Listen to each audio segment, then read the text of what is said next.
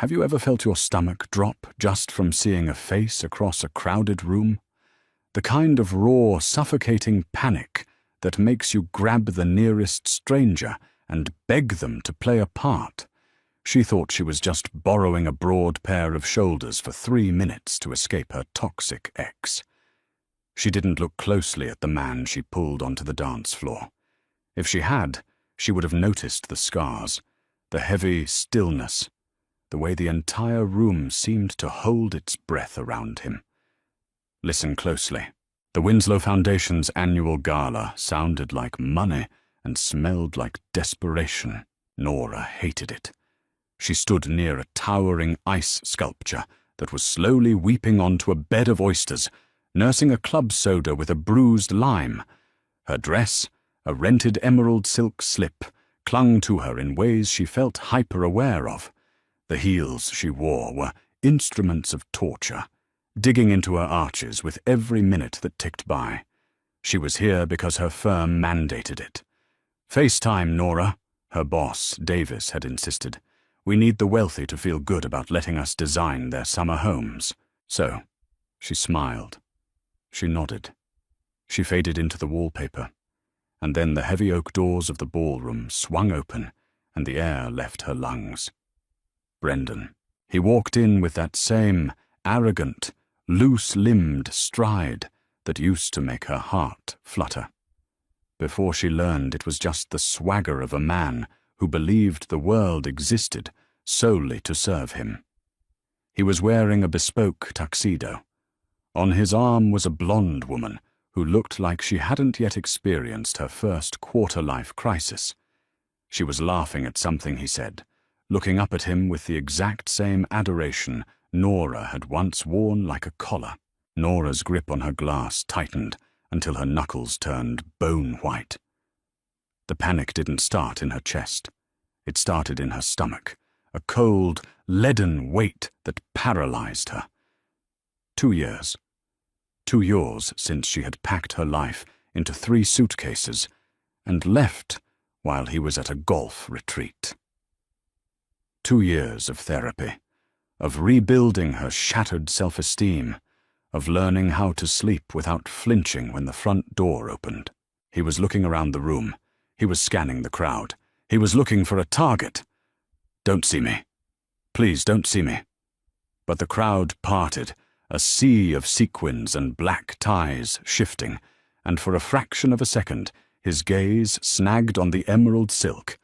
His eyes narrowed. The corner of his mouth twitched upward into a smirk that Nora saw in her nightmares. He started walking toward her, flight or fight. Nora had no fight left in her, and there was nowhere to run. The exit was behind him. The bathrooms were across the floor. She turned blindly to the mahogany bar.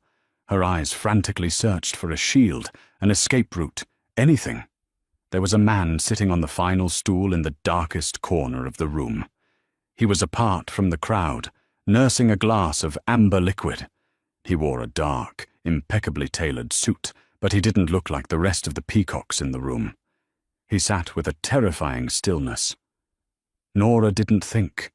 The adrenaline overrode her logic. Brendan was 20 feet away. 15. She stepped into the shadows, closed the distance to the stranger, and grabbed the lapels of his jacket. The fabric was expensive, heavy wool. The man didn't flinch, didn't spill his drink, didn't even shift his weight. He simply turned his head, looking down at her. His eyes were a startling, icy grey, set in a face that looked like it had been carved out of granite and left out in the weather. A faint, jagged scar ran through his left eyebrow. "Please," Nora whispered, her voice cracking. Her hands shook against his chest. "Please, just dance with me. My ex is here." She smelled him then. It wasn't the overpowering cologne the other men wore. It was cedar, clean sweat, a faint trace of tobacco, and something sharp and metallic beneath it all. For a heartbeat, the man just stared at her. His expression was completely blank. He looked at her trembling hands on his jacket, then up to the sheer terror in her eyes. Slowly, His gaze shifted over her shoulder, finding the approaching threat. Nora held her breath. He could push her away. He could call security. Instead, he set his heavy crystal glass down on the bar. The clink sounded loud in her ears. "All right," he said. His voice was a low, gravelly baritone that vibrated right through the palms of her hands. "Let's dance." He stepped off the stool, and Nora realized with a jolt just how large he was. He towered over her, his shoulders broad enough to eclipse the room behind him. He didn't offer his hand. He simply placed a large, heavy palm flat against the bare skin of her lower back. The warmth of his touch was a shock. It wasn't a gentle, polite placement. It was a possessive, anchoring grip. He guided her away from the bar and onto the edge of the dance floor, just as the string quartet transitioned into a slow, melancholic waltz. He turned her smoothly, placing her back to the room and shielding her entirely with his frame. Nora exhaled a shaky breath, her forehead dropping to his chest for a fraction of a second before she remembered herself. She stiffened, pulling back slightly. "I'm sorry," she breathed, refusing to look up at him. "I'm so sorry. He was walking right toward me, and I couldn't breathe," the stranger commanded softly. It wasn't a suggestion. She inhaled. The scent of cedar and that strange metallic sharpness filled her senses. She placed one hand on his shoulder. Under the fine wool, the muscle was dense and unyielding. "Which one is he?" the man asked. His icy grey eyes were scanning the room over her head, his chin resting lightly near her temple. "Dark hair, blue tuxedo, smug expression," Nora muttered bitterly, staring at his tie clip. It was brushed steel, unadorned. "I see him." The man's hand tightened marginally on her waist. "He looks disappointed." Nora finally looked up. The man's face was a mask of cold indifference, but his eyes were tracking Brendan with a predatory calculation. "He likes to corner people," Nora said, the words spilling out before she could stop them. "He likes an audience. If I was alone, he would have made a scene." "He won't make a scene now." There was such absolute certainty in his voice that Nora almost believed him.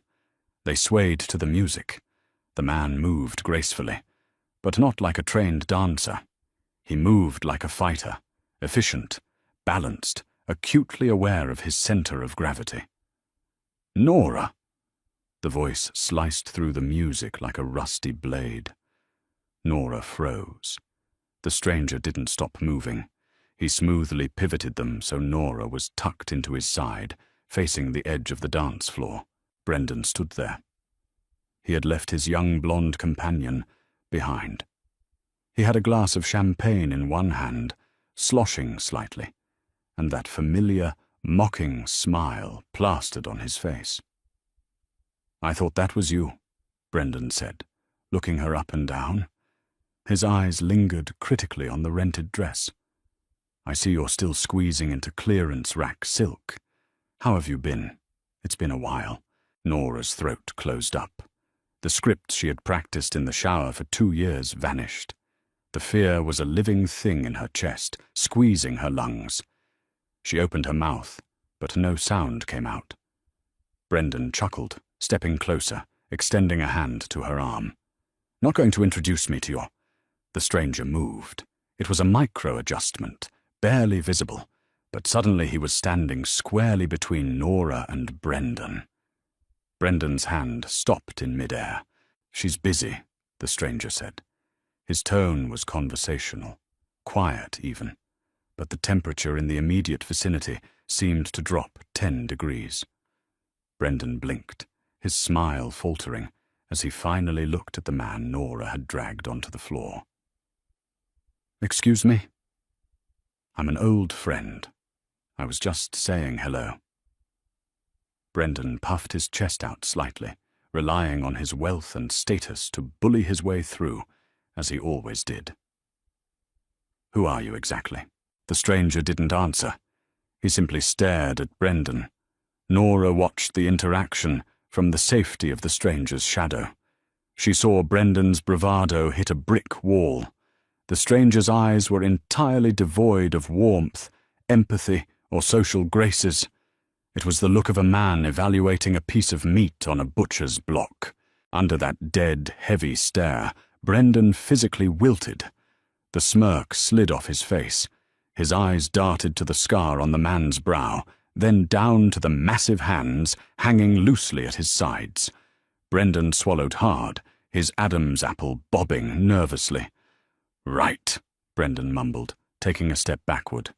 He didn't look at Nora again. "My mistake. Enjoy your evening." He turned and walked away. He didn't swagger. He walked quickly, losing himself in the crowd.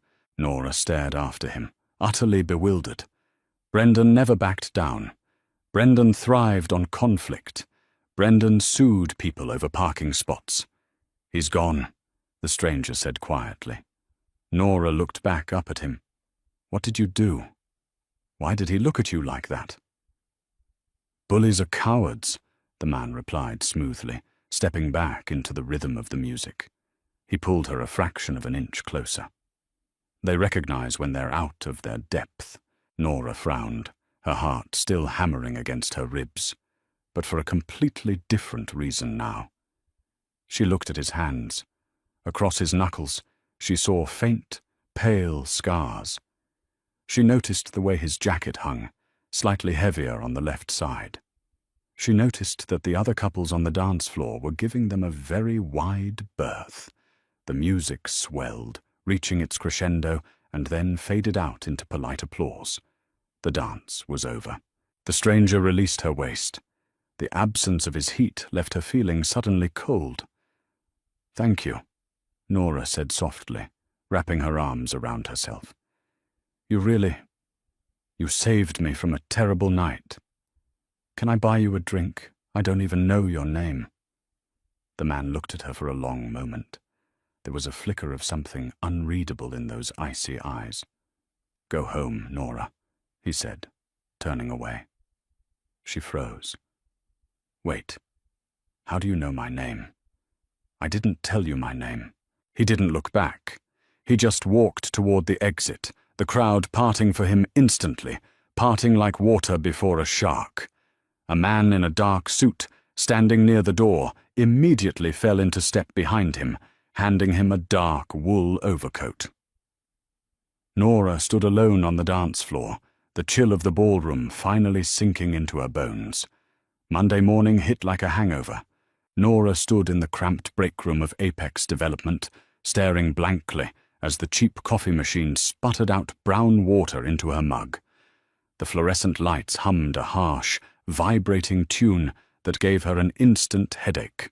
The gala felt like a fever dream.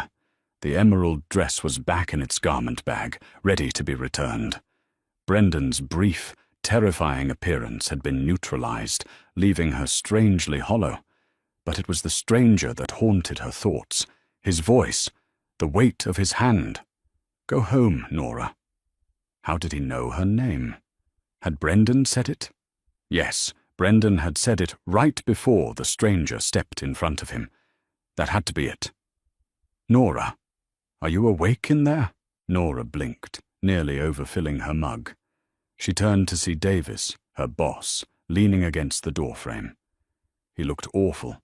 His tie was loose, he had dark circles under his eyes, and he was sweating despite the aggressive air conditioning. "I'm awake, Davis. What's wrong?" "You look like you're going to the guillotine." Davis rubbed his face frantically. "It's buyout day. The new majority stakeholders are doing a walk-through of the firm in 20 minutes. I need the Richmond blueprints printed, bound, and on the conference table. I need the office looking pristine. We are hanging by a thread here, Nora." Nora sighed, grabbing a napkin to wipe the side of her mug. Apex Development had been hemorrhaging money for 3 years. They all knew a buyout was coming, but Davis had been incredibly secretive about who was throwing them a lifeline. "Who bought us out, anyway?" Nora asked, walking past him toward the hallway. You never told us the firm's name. It's not a firm, Davis muttered, trailing behind her. It's an enterprise. Look, just keep your head down. Speak only when spoken to. Don't mention the delays on the downtown project. You're acting paranoid. I am practicing survival, Nora, Davis hissed, stopping in the middle of the bullpen. The rest of the office was in a frenzy. Junior architects were hiding messy sketches. Assistants were aggressively wiping down desks. These aren't corporate guys. They don't care about HR policies. They care about returns on their investments. Nora shook her head, pulling up the Richmond files on her computer and hitting print. Corporate guys are all the same, Davis.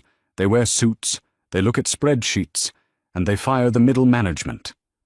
Just print the damn files.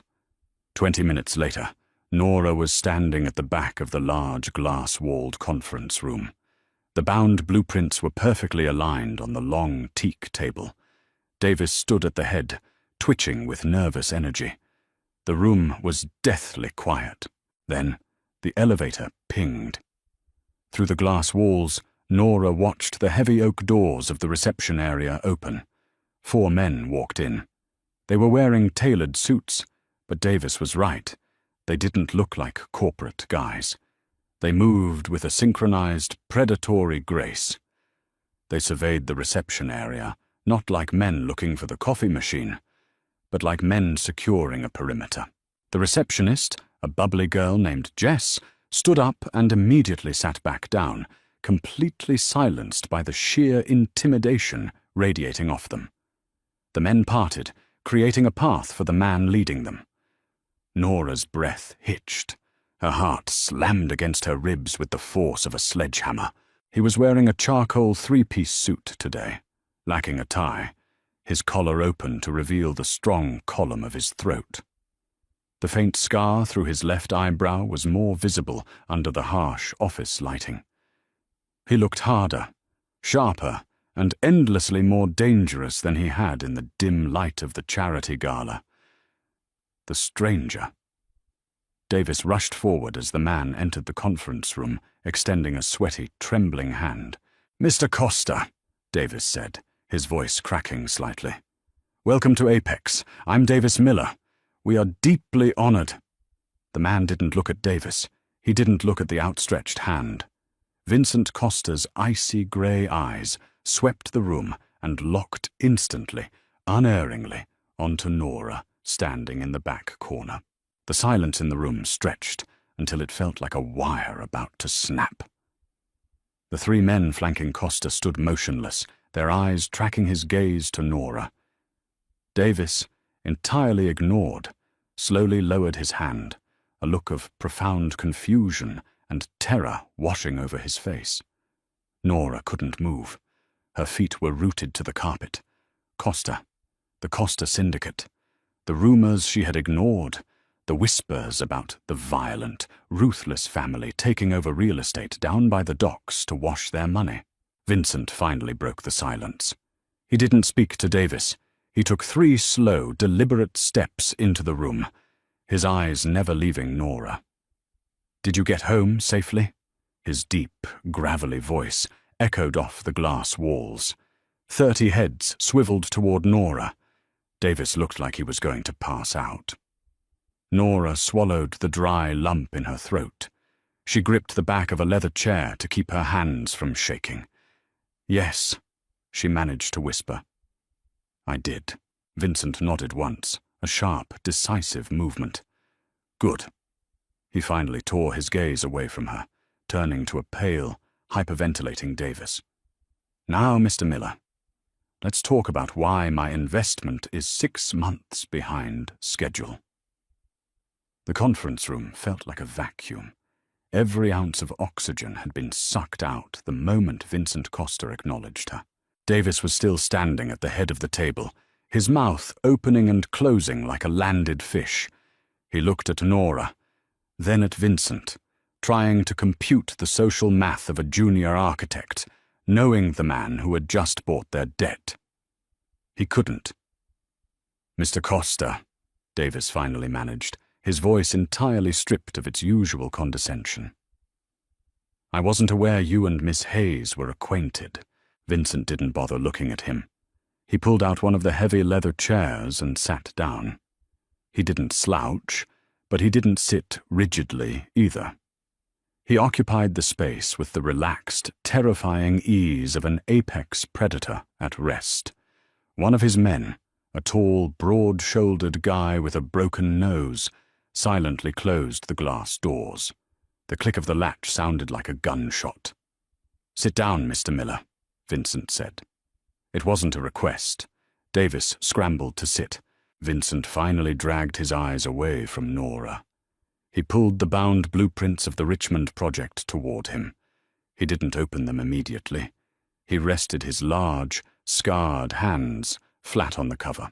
"I bought Apex because you own the commercial permits for the waterfront district," Vincent began, his voice a low rumble that carried effortlessly across the long table. "I didn't buy it for your management style, Mr. Miller. I didn't buy it for your residential portfolio. I bought it because I need those warehouses retrofitted, and I need it done quietly and cleanly." He flipped open the binder. He spent exactly 10 seconds looking at the first page before closing it again. "This is garbage," Vincent said flatly. Davis flushed a dull, patchy red. "Mr. Costa, those are preliminary drafts. We have our senior team. Your senior team is over budget by $3 million and 6 months behind on filing the environmental impact reports." Vincent leaned forward slightly. The movement made Davis press his back hard against his chair. "You are bleeding money because you build houses for rich people who change their minds about the Italian marble halfway through the install. I am not a rich housewife, Mr. Miller. I don't change my mind." The room was so quiet Nora could hear the subtle hum of the air conditioning vents. Her heart was still beating a frantic rhythm against her ribs. She kept her eyes fixed on the center of the table, trying to make herself small. "I need a new point of contact," Vincent stated, pushing the binder away. "Someone who understands structural integrity over aesthetics. Someone who answers their phone. Someone who doesn't lie to me about deadlines." Davis wiped a bead of sweat from his temple. "Of course. I can personally oversee." "No!" Vincent cut him off. He didn't raise his voice, but the absolute finality in that single syllable made the hair on Nora's arms stand up. Vincent lifted his head. His grey eyes found Nora again. She felt the impact of his stare like a physical weight settling on her chest. "Her," Vincent said. Davis blinked, swiveling his head to look at Nora. "Nora. Mr. Costa, respectfully, Nora is a junior associate. She handles interior layouts and minor drafting. She doesn't have the clearance or the experience to manage a commercial retrofit of this scale. You need a senior partner. I need someone who isn't trying to sell me something," Vincent corrected coldly. "I saw her file. She graduated top of her class. She caught the structural flaw in the downtown high-rise last year that your senior partners missed." Nora's head snapped up. How did he know about that? Davis had buried that report to save the firm's reputation. Only 3 people knew she had found the math error in the load-bearing columns. "She is now the lead architect on the waterfront project," Vincent declared, standing up. The meeting was over. He hadn't asked a single question. He had simply delivered facts. Davis looked like he was going to vomit. "Mr. Costa, I have to object. The liability is mine." Vincent buttoned his suit jacket. He looked at Nora, holding her gaze until she was forced to look back. "Ms. Hayes, be at the Pier 42 site tomorrow at 6 in the morning. Bring a hard hat and dress warm. The wind off the water is brutal." He didn't wait for her to answer. He turned and walked out, his men falling into formation around him. The glass doors swung shut behind them. For a long time, nobody moved. The bullpen outside the conference room was a frozen tableau of terrified employees pretending to work. Davis slowly turned to Nora. His face was pale, his eyes wide with a mixture of awe and absolute panic. "Nora," Davis whispered, his voice shaking, "what exactly did you do at that gala?" Nora looked down at her hands. Her knuckles were white. "I just asked him to dance," she said quietly. But as she stared at the empty chair where Vincent Costa had sat, she realized she had done much more than that. She hadn't just asked for a dance. She had asked a wolf to protect her from a dog. And now, the wolf owned her time. Pier 42 at 6 in the morning was not a place for the faint of heart. The air was bitterly cold, thick with the smell of diesel fuel, rotting seaweed and salt. The fog rolling off the Atlantic was dense, turning the massive rusted cargo cranes into looming metal skeletons. Nora pulled her wool coat tighter around her body, her boots crunching over gravel and broken glass as she approached the massive, dilapidated warehouse at the end of the pier. She had barely slept. She had spent the night reviewing every available file on the waterfront property. It was a sprawling, multi-level industrial space. On paper, it was zoned for commercial storage. In reality, everyone in the city knew the waterfront was Costa territory. Two men in heavy dark jackets were standing near a rusted-out oil drum, smoking. They watched her approach with flat, unblinking stares. One of them subtly tapped an earpiece. "Nora Hayes," she said, her voice sounding entirely too thin in the vast, echoing space of the yard. "I'm here to see Mr. Costa." The men didn't say a word. One just jerked his chin toward a heavy steel door on the side of the warehouse. Nora walked past them, her spine stiff. She pushed the door open. Inside, it was a cavern of concrete and exposed steel beams. Temporary work lights were strung up along the ceiling, casting harsh, yellow pools of light on the dust-covered floor. In the center of the space stood a folding table covered in blueprints. Vincent was leaning over the table. He was wearing dark jeans, heavy work boots, and a black sweater that stretched tightly across his broad shoulders. Without the tailored suit, he looked less like a businessman and more like the street soldier he used to be. He didn't look up as she approached. He was holding a red grease pencil, marking up a structural diagram. "You're 5 minutes early," he said. His voice echoed slightly in the massive space. "Traffic was light," Nora replied, setting her leather messenger bag on the edge of the table. She unrolled her own set of schematics. She refused to let her hands shake. She was an architect. This was her element. "I reviewed the files you left at the office. You want to remove the central load-bearing pillars to open up the floor plan. You can't do that without installing a steel truss system across the ceiling. The roof will collapse." Vincent stopped writing. He finally looked up. In the harsh yellow light, his eyes looked less like ice and more like flint. "Your senior partners told me they could remove the pillars for cheap," Vincent said. "They were lying to you," Nora said bluntly. The words came out before her corporate filter could stop them. "Or they're incompetent. The original concrete is from the 1970s. It's degraded. You remove those pillars, you lose the structural integrity of the entire second floor. You need a retrofitted steel I-beam grid." She pointed to the diagram, tracing the stress points with a gloved finger. Vincent watched her hand for a moment, then shifted his gaze to her face. He didn't look angry. He looked intently curious. "How much will the steel grid cost?" he asked.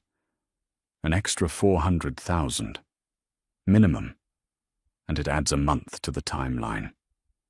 Vincent tossed the red pencil onto the table. "Do it." Nora blinked. "Just like that?" Davis would have argued with me for 3 weeks and tried to source cheaper metal from overseas. "Cheap metal breaks," Vincent said, stepping around the table. He moved closer to her, invading her personal space, just enough to make her heart skip a beat, but not enough to feel like a direct threat. He reached into his pocket and pulled out a silver lighter and a crushed pack of cigarettes. "I don't build things to break, Nora. He lit the cigarette, shielding the flame with one large hand. The brief flare illuminated the sharp angles of his jaw and the jagged scar on his brow. He exhaled a thin stream of grey smoke into the cold air.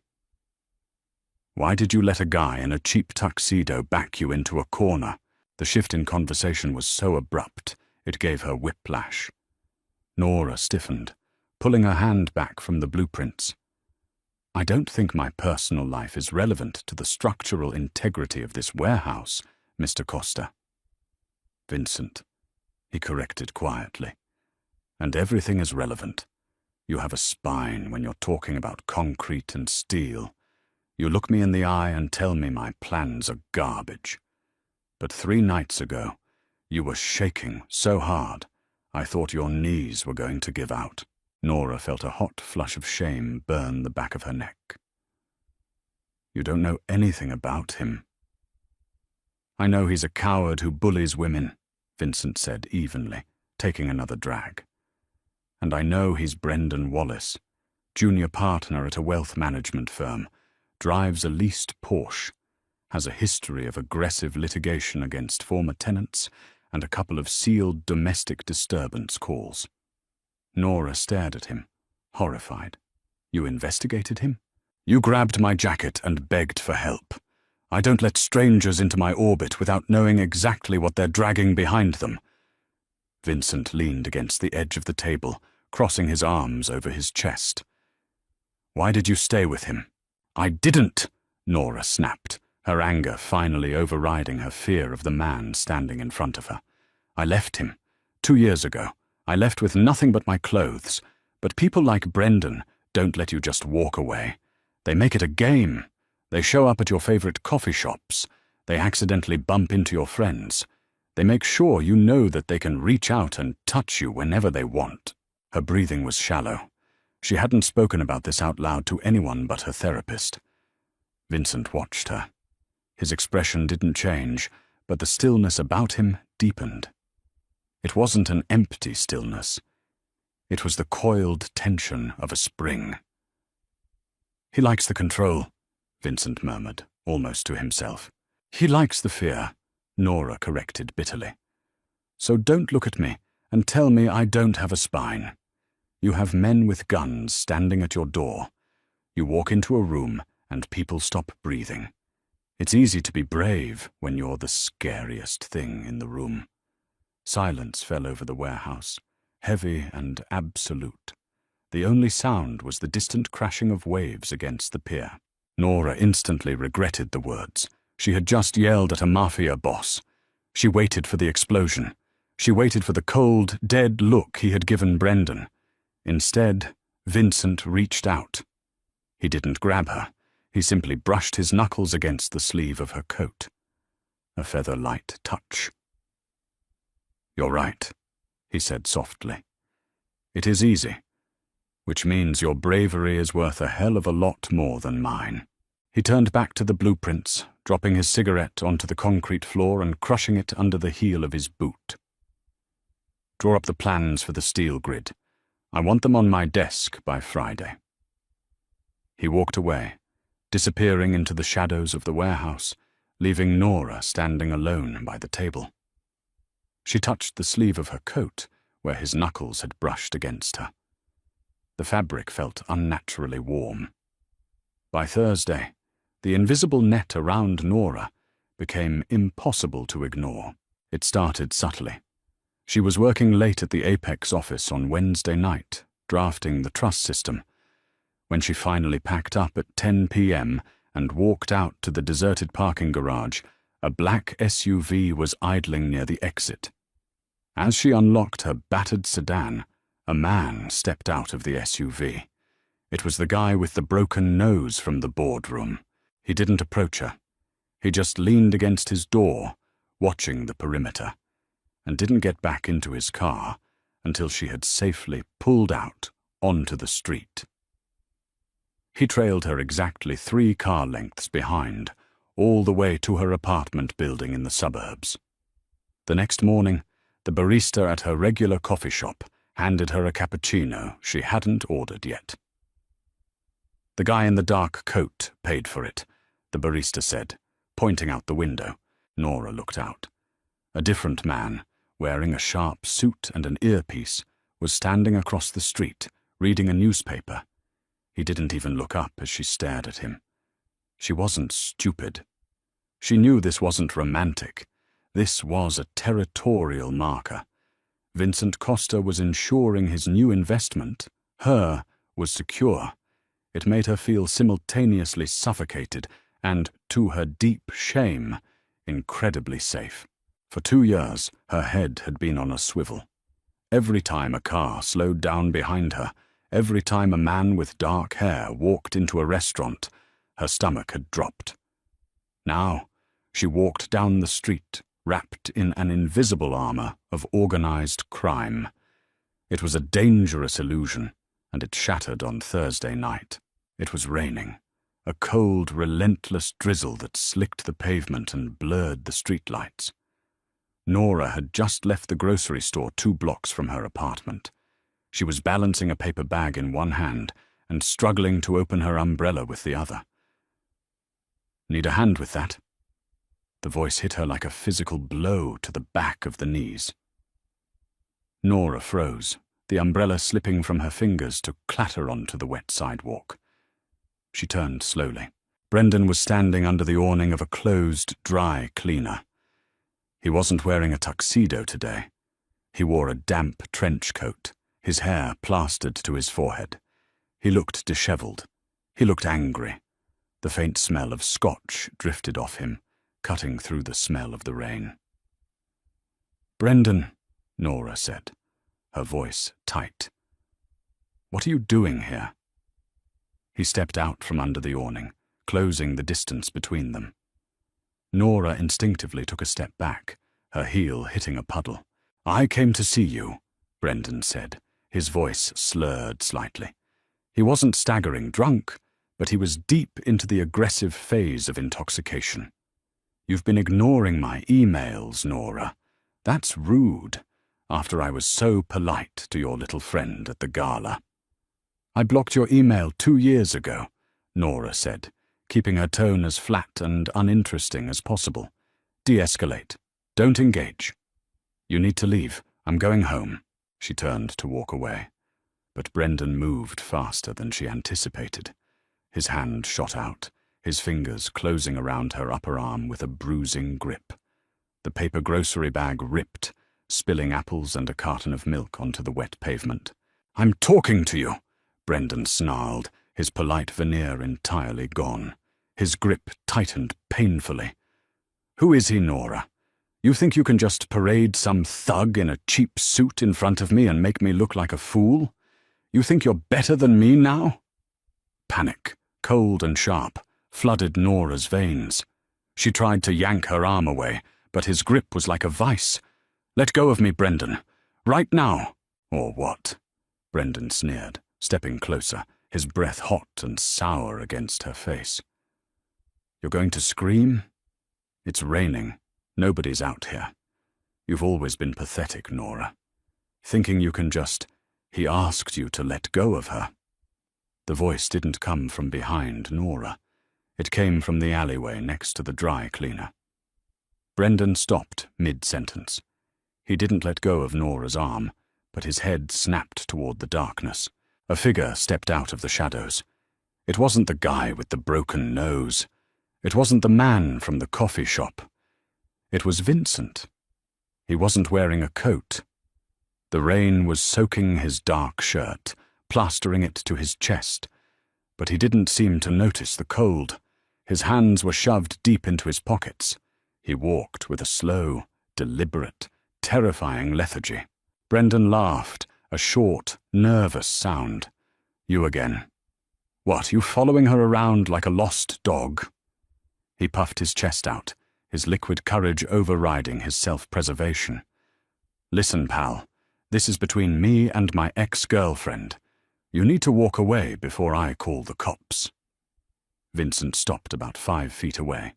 He pulled his right hand out of his pocket. He was holding a sleek, black cell phone. "Call them," Vincent said. His voice was conversational. quiet. Brendan hesitated.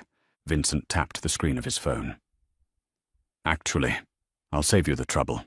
I have the precinct captain on speed dial. But before we get them involved, let's talk about the offshore accounts in the Cayman Islands. Brendan, the ones you didn't declare on your firm's quarterly tax filings." Brendan's face drained of all color. The red flush of alcohol vanished, replaced by an ashen gray. His fingers slowly uncurled from Nora's arm. "I don't know what you're talking about," Brendan stammered, taking a step back. "And let's talk about the restraining order filed by your assistant, Sarah Higgins, 3 years ago. The one you paid 50 grand to have sealed." Vincent took a slow step forward. "And let's talk about the fact that you are standing on my sidewalk, touching an architect who works for me." "Your sidewalk?" Brendan looked wildly around the empty street. "Who the hell are you? I'm the man who is going to ruin your life if you ever breathe the same air as Nora again," Vincent said. There was no anger in his voice. That was the most terrifying part. It was a simple recitation of facts. "If you email her, I take the Cayman files to the IRS. If you drive past her building, I give the Higgins file to the local press. If you ever touch her again—" Vincent didn't finish the sentence. He didn't have to. The silence that followed was heavier than a threat. Brendan swallowed hard. He looked at Nora, then back to the imposing, rain-soaked figure of Vincent Costa. The bully was finally facing a monster, and the bully broke. Brendan turned, nearly tripping over the spilled groceries, and fast walked down the street toward his parked car. He didn't look back. The engine gunned a moment later, tires screeching on the wet pavement as he sped away. Nora stood trembling in the rain, rubbing her bruised arm. Her heart was hammering a frantic rhythm in her throat. She looked at the spilled milk washing into the gutter. Vincent calmly put his phone back in his pocket. He walked over to her, his boots crunching on the wet apples. He didn't ask if she was okay. He didn't offer a platitude. He took off his suit jacket and draped it over her shivering shoulders. The residual heat from his body, smelling of cedar and rain, wrapped around her. "I didn't ask for a bodyguard," Nora said, her voice shaking violently, whether from the cold, the adrenaline, or the sheer proximity of him. Vincent looked down at her. The rain was dripping from his dark hair, trailing down the jagged line of his scar. "You asked me to dance, Nora," he said quietly, his grey eyes locking onto hers in the dim streetlight. "You stepped into my circle. You don't just step out." Nora kept the jacket. She told herself she was going to have it dry cleaned, and returned. She even hung it on the back of her dining room chair, staring at it while she drank her morning coffee. But 3 days passed, and the dark wool remained draped over the wood. It still smelled like rain and cedar. It still felt like a barricade. Brendan was gone. He didn't call. He didn't email. The suffocating anxiety that usually gripped Nora's chest when she walked to her car slowly began to unclench. It was replaced by a different kind of tension. The warehouse project consumed her life. Apex Development had practically handed her the keys to the firm, largely because Davis was too terrified to look at the waterfront blueprints. Nora spent her mornings at the pier and her afternoons fighting with city planners over zoning permits. Vincent was always there. He didn't hover. He didn't micromanage. He sat at the folding table in the center of the cavernous space, taking meetings, reviewing ledgers, and speaking in low tones to men who looked like they broke bones for a living. But he was always acutely aware of where Nora was. If she climbed the scaffolding to inspect a joint, one of his men casually drifted to the base of the structure. If she stayed past sunset, the perimeter was locked down until her car pulled onto the main road. It was a Tuesday afternoon, 3 weeks into the retrofit. The air inside the warehouse tasted of pulverized concrete and welding smoke. Sparks showered down from the ceiling as a crew worked on the new steel truss system. Nora wiped dust from her forehead with the back of a gloved hand and walked over to the folding table. Vincent was staring at a tablet, his jaw set in a hard line. He was wearing a dark Henley, the sleeves pushed up to reveal heavy, corded forearms, and a faded tattoo of a ship's anchor on his left wrist. "The city inspector approved the deep pour foundation for the southern wall," Nora said, dropping a thick manila folder onto the table. Vincent didn't look up immediately. He tapped something on the screen, locked the tablet, and slid it face down. Did he ask questions about the sublevel? He asked why you need reinforced concrete walls for a commercial storage facility. Nora pulled off her work gloves, tossing them onto the blueprints. "I told him you were storing high-value vintage automobiles and required climate-controlled, blast-resistant containment." Vincent finally looked at her. The harsh overhead work lights cast sharp shadows across his face. "And did he believe you?" I gave him a highly technical, profoundly boring lecture on the tensile strength of rebar until his eyes glazed over and he signed the permit just to make me stop talking. A slow, fractional smile touched the corner of Vincent's mouth. It was the first time she had seen him smile. It changed the entire landscape of his face, softening the jagged scar and making him look painfully, dangerously human. "You're a good liar, Miss Hayes." "I'm a good architect," Nora corrected, leaning her hip against the table. "The foundation is solid. Whatever you're putting down there, it won't crack the floor." Vincent stood up. He walked around the table, stopping just inches from her. The smell of ozone from the welders faded, replaced by the warmth radiating off his skin. He looked down at her hands. Her knuckles were scraped from wrestling with a rusty gauge earlier that morning. Without asking, he reached out and gently took her left hand. His thumbs were rough, calloused from years of physical labor, before he ever put on a tailored suit. He traced the angry red scrape across her skin. Nora's breath hitched, but she didn't pull away.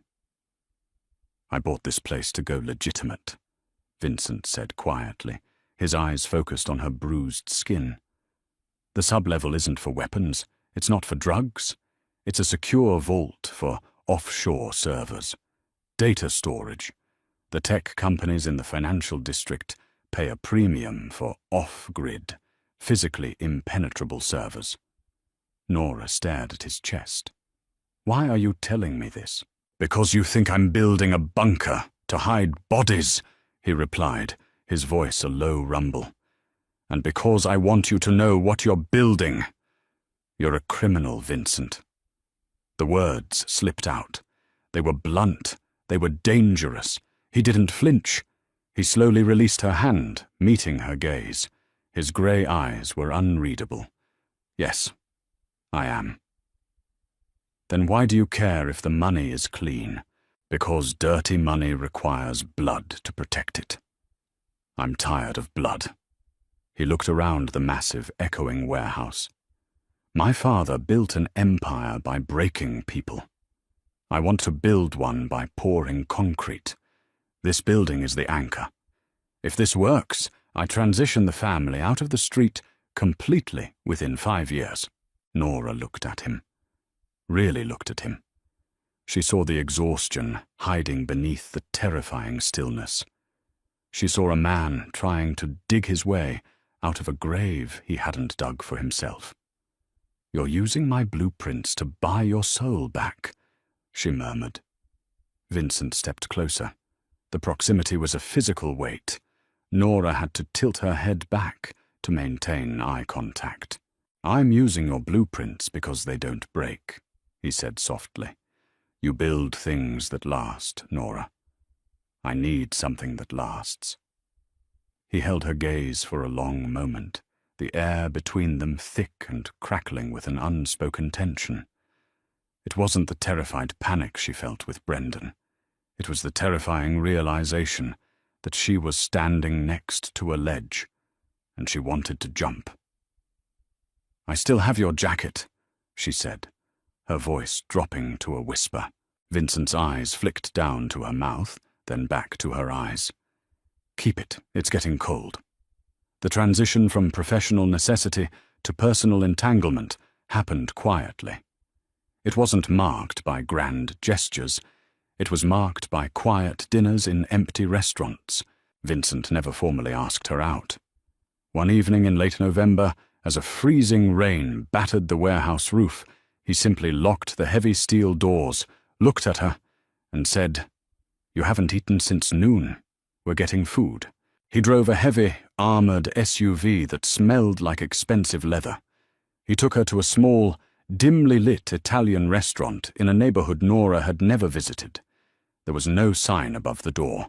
When they walked in, the older man behind the counter immediately locked the front door, flipped the open sign to closed, and led them to a booth in the back. "You own this place, too," Nora observed, sliding into the leather booth. "My mother owned it," Vincent corrected, shrugging off his heavy overcoat. "I just keep the lights on." There were no menus. The kitchen simply started bringing out plates, garlic bread, rich ragout, braised short ribs. Vincent poured her a glass of red wine. He didn't drink. He drank black coffee. "You don't drink alcohol?" Nora asked, taking a sip. It was the best wine she had ever tasted. "Alcohol makes men sloppy," Vincent replied, cutting into a piece of bread. "Sloppy men make mistakes. In my line of work, a mistake means someone doesn't go home to their family." Nora set her glass down. "Does that happen often? People not going home?" "Less now than it used to." He didn't sugarcoat it. He didn't try to play the misunderstood anti-hero. He offered her the ugly truth on a plate. Nora respected him deeply for that. Brendan had lied about everything: where he was, who he was with, how much he drank. Vincent Costa, a man who ran an illegal syndicate, was the most honest man she had ever met. "Brendan liked to drink," Nora said quietly. It was the first time she had spoken his name since the alleyway. Vincent stopped eating. He set his fork down, giving her his complete, undivided attention. Nora traced the rim of her wine glass. "When he was sober, he was charming. He bought me expensive things I didn't want. But when he drank, the mask slipped. He didn't hit me. He knew exactly how to hurt me without leaving a mark he could be sued for." She swallowed hard, the old shame flaring in her chest. "He used to lock me out on the balcony of our apartment in the winter. We lived on the 20th floor. He would take my phone, lock the glass door, and sit on the couch watching television while I froze. Sometimes for an hour, sometimes for 3. He said he was teaching me patience." Vincent's hands were flat on the table. They were completely still, but the knuckles were white. The air in the small restaurant seemed to drop 10 degrees. "I stayed because he convinced me I was crazy," Nora continued, her voice trembling slightly. "He would apologize the next day, buy me a necklace, and tell me I had imagined how bad it was. I was an architect. I designed buildings that could withstand earthquakes. But I couldn't figure out how to walk out my own front door." "Nora." His voice was a gravelly rasp. He reached across the table. He didn't grab her wrist or her arm. He placed his large, warm hand, palm up, on the table, an open invitation. Nora looked at it. She reached out and placed her hand in his. His fingers curled around hers, anchoring her. "You walked out," Vincent said. The absolute conviction in his voice anchored her spiraling thoughts. "You packed your bags and you left. It doesn't matter how long it took. You survived." "I felt like a coward. You asked the most dangerous man in the room to dance so you could protect yourself," Vincent said. a dark intensity burning in his eyes. "You aren't a coward. You're a survivor who learned how to read a room. You just forgot your own strength." He rubbed his thumb gently over the back of her hand. The contrast of his brutal lifestyle and his profound gentleness toward her was a contradiction she was rapidly falling in love with. "I'm not afraid of you," Nora said softly. Vincent looked at her for a long time. The harsh lines of his face tightened. "You should be. I'm a selfish man, Nora. I take what I want and I keep it. I'm not a building, Vincent. You can't just buy the deed and lock the doors." "I know," he said softly. He let go of her hand, leaning back in the booth. The physical distance felt like a loss. "That's why I'm trying very hard not to touch you, because if I do, I'm not going to let you go." Nora's heart hammered against her ribs. She looked at the man sitting across from her. He was a criminal. He was violent. He lived in a world of shadows and blood. But he had never lied to her. He had never made her feel small. He had given her an entire warehouse to build and handed her the power to command men who terrified the rest of the city. She picked up her wine glass and took a slow, deliberate sip, never breaking eye contact. "I'm standing right here, Vincent," she said. "I'm not running." Vincent's jaw clenched. The muscles in his neck pulled tight. He looked at her with a raw, predatory hunger that was entirely stripped of the polite restraint he usually wore. He didn't say anything else for the rest of the dinner. He didn't have to. The negotiation was over. Winter broke, giving way to a muddy, freezing spring. 6 months after the charity gala, the Pier 42 warehouse was finished. It was a masterpiece of brutalist architecture and paranoid security. The exterior retained the rusted, weathered look of the old docks, blending in perfectly. But the interior was a fortress of steel, reinforced concrete, and state-of-the-art climate control. Nora stood on the newly constructed steel mezzanine, leaning against the heavy iron railing, looking down at the massive, empty floor below. Tomorrow, the first shipment of server racks would arrive. Tomorrow, the warehouse ceased to be a construction site and became a fully operational piece of the Costa Syndicate's new empire. She heard his heavy boots on the metal stairs before she saw him. Vincent walked up to the mezzanine. He was wearing his charcoal suit again, looking every inch the ruthless businessman he had been the day he walked into the Apex boardroom. But his eyes, when he looked at her, were entirely different. He walked up and stood beside her, leaning his forearms on the railing. He didn't look at the warehouse. He looked at her. "The final inspection cleared an hour ago," Vincent said. His voice was low, carrying easily in the quiet, echoing space. The city inspector didn't even blink. He signed the paperwork and walked out. "I told you the deep pour foundation was sound," Nora replied, a quiet pride in her chest. Vincent nodded slowly. He reached into the inner pocket of his suit jacket and pulled out a thick, legal-sized envelope. He set it on the railing between them. Nora looked at it. "What is that?" "It's a severance package." Vincent kept his eyes fixed on the empty floor below. "It's enough money to buy your own firm, to walk away from Davis, from Apex, and start your own company. Clean money, laundered through 3 different shell corporations. Untraceable." The pride in Nora's chest evaporated, replaced by a cold, sudden panic. She stared at the envelope. "You're firing me. I'm giving you an out." Vincent finally turned his head to look at her. His expression was a carefully constructed mask of indifference, but she could see the tension in his shoulders. "The job is done, Nora. The anchor is built. Once those servers arrive tomorrow, this place becomes a target. My world is dangerous. I don't want you caught in the crossfire." Nora's hands gripped the iron railing. The metal was cold against her palms. 2 years ago, a man had tried to control her by taking everything away. Now, a man was trying to protect her by giving her everything she needed to leave him. She remembered the alleyway and the rain. She remembered the sheer terror of Brendan's grip and the immediate, overwhelming safety of Vincent's heavy wool jacket. She remembered the dinners, the quiet conversations over blueprints, the way he looked at her not as a possession, but as an equal. She looked at the envelope. Then she looked up at Vincent.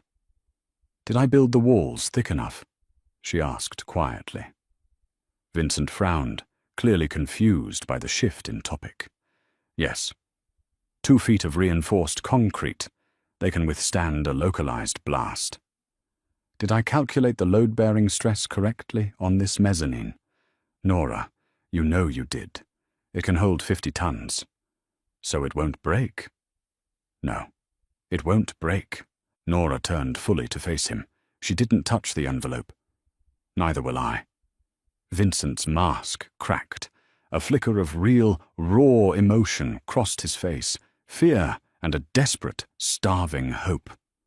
"Nora, you don't know what you're asking for. You stay here, you become a permanent fixture in my life. You become the one thing my enemies know I care about. Good." Nora took a step closer to him. The scent of cedar and clean sweat filled her senses, grounding her. "Let them know. I spent 2 years making myself small so I wouldn't be noticed. I'm done hiding, Vincent." He stared down at her, his chest rising and falling heavily. "I am not a good man." "I don't need a good man," Nora said, reaching up and resting her palm flat against his chest, right over his racing heart. "I need a man who knows how to hold the roof up."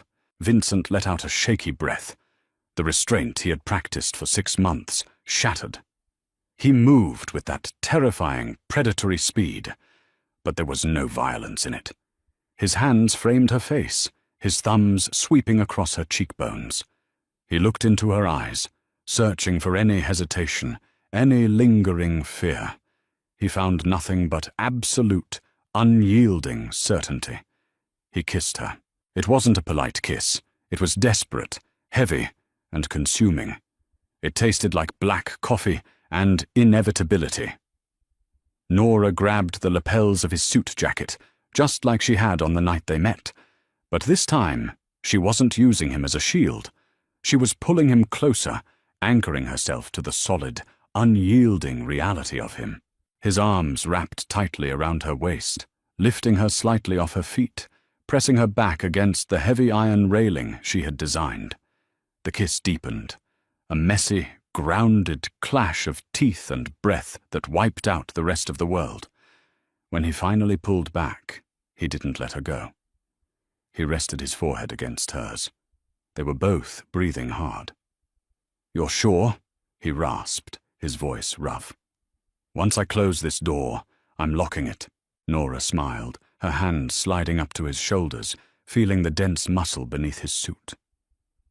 "I have the blueprints, Vincent," she whispered. "I know exactly how to break out, if I want to." Vincent let out a low, rumbling laugh that vibrated against her chest. He kissed her again, slower this time, a promise sealed in the shadows of the fortress they had built together. She had asked the Mafia boss for a dance to escape a nightmare. She never expected the music to keep playing, but as they stood in the quiet darkness of the warehouse, Nora knew she had finally found a place where she didn't have to run. She was exactly where she belonged. That's the end of Nora and Vincent's story. It turns out the best way to handle a cowardly ex is to accidentally fall for the city's most ruthless crime boss. If you loved watching Nora trade her fear for an ironclad foundation, hit the like button and share this video with someone who appreciates a gritty, slow-burn romance where the characters actually communicate. What did you think of Vincent's ultimate test with the severance package? Drop your thoughts in the comments. Make sure to subscribe and turn on notifications so you never miss our next full-length audio drama.